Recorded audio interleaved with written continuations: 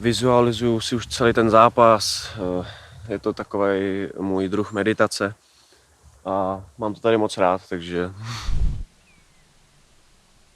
od poslední prohry tak jsem hlavně změnil přístup, začal jsem brát věci víc pokorně, dělal jsem hroznou chybu, že jsem chtěl všechno hned, byl jsem nenažraný, takže jsem začal poslouchat víc trenéra, poslouchat lidi, co to se mnou myslí dobře.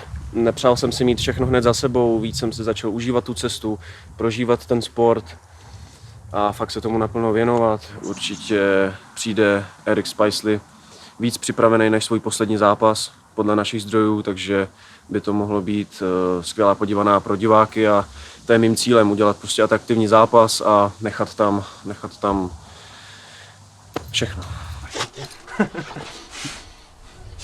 O tom zápase, ten zápas si samozřejmě užívat nebudu, budu prostě soustředěný, nebudu vnímat diváky, nebudu vnímat nástupovku, budu si prostě soustředěně a koncentrovaně za svým cílem a bude to prostě válka, buď moje krev nebo jeho.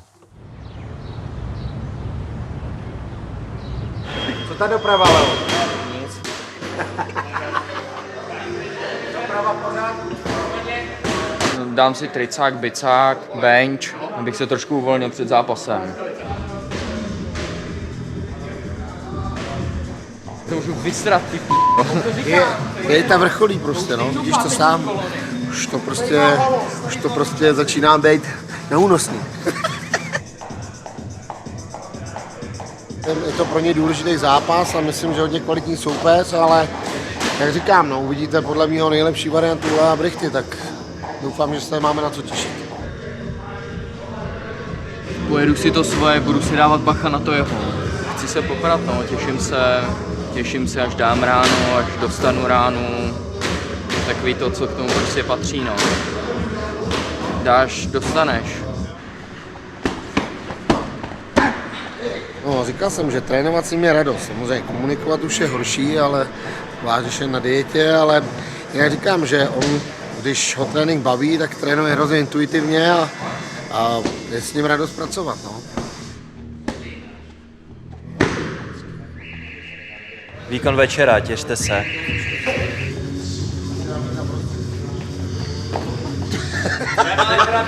Tyhle, tak dej si to. Brada, kámo.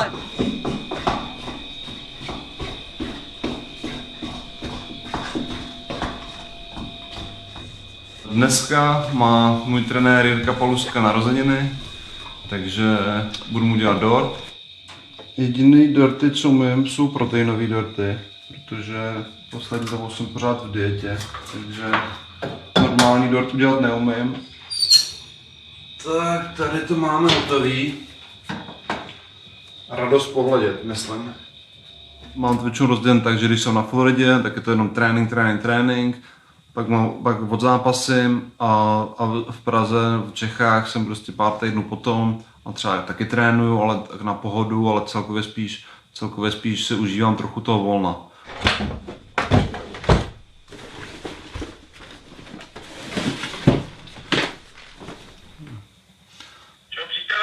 No, nazdar. Ale tak já jsem tady nějak hotovej, tak já jenom, že platí, dejme tomu ta čtvrtá, jo, já teda nějak pomalu jako vyrážím, takže na tu čtvrtou bych tam byl. Psal jsem Melvinovi taky, že ve 4 a to byl ten jakože OK. Is there a spare shaker over there? It should be. Dneska se jdeme trošku zkulturnit, ať nějak vypadáme. Dobře samozřejmě.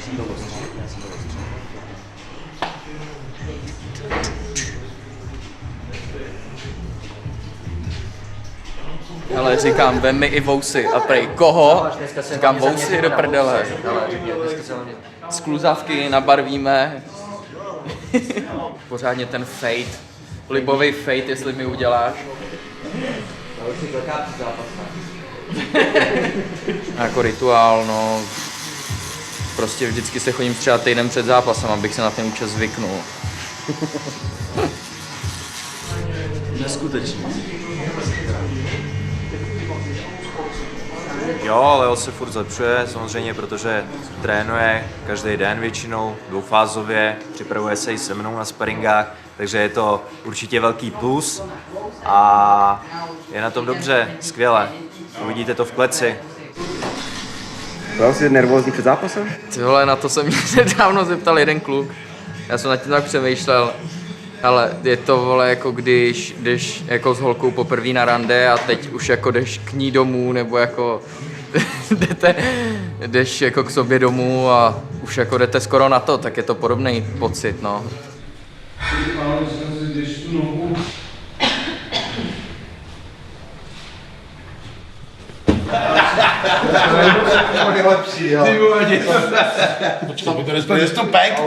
Teď jsem to pek ještě takže dej ho do lednice nebo odstavit až dej si ho extra večer. Protože to jsem v rámci toho, když jsem nakoukal, jsem si říkal, to by prostě...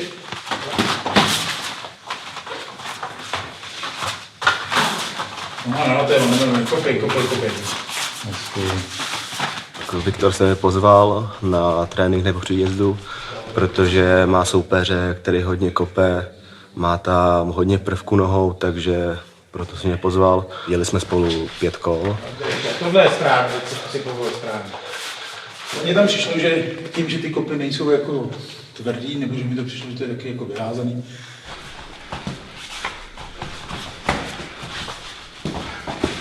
Těch půl roku, nebo jak je to dlouho od posledního zápasu, se zjevně v Americe neflákal, takže výborná forma. Těším se na ten zápas moc.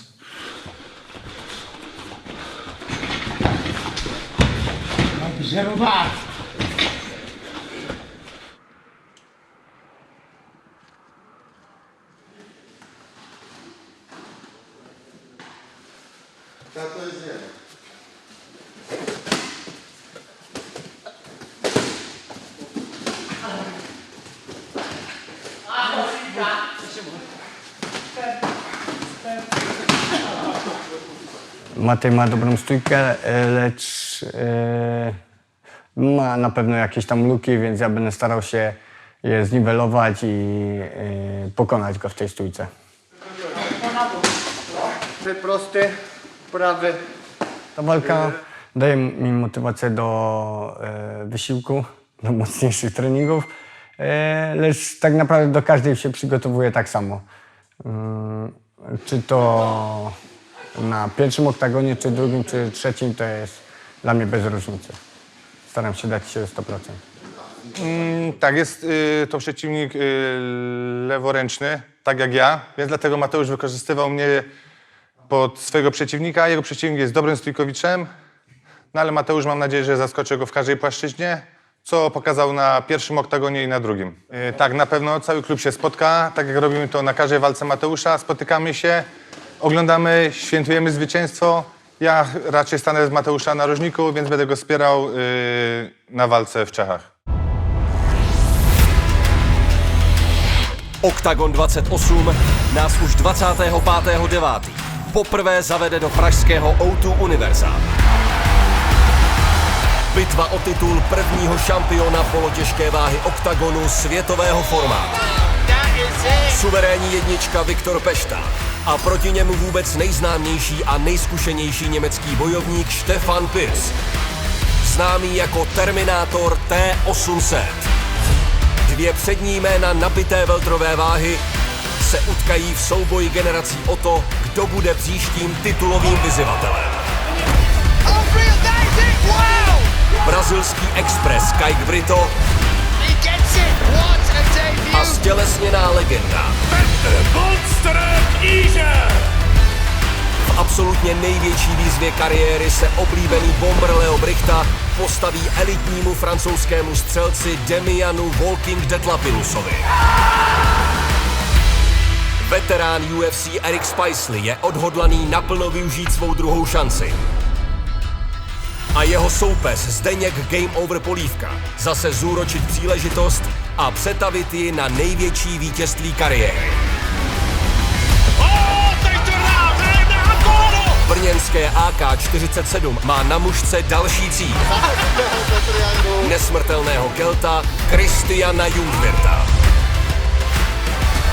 A chybět nemůže ani hvězdný kickboxer s obrovským potenciálem v MMA. Matěj Money Peňaz v další zkoušce, kterou tentokrát obstará polský pavouk Mateusz Střelčík. Oktagon 28. 25.9. živě na oktagon.tv.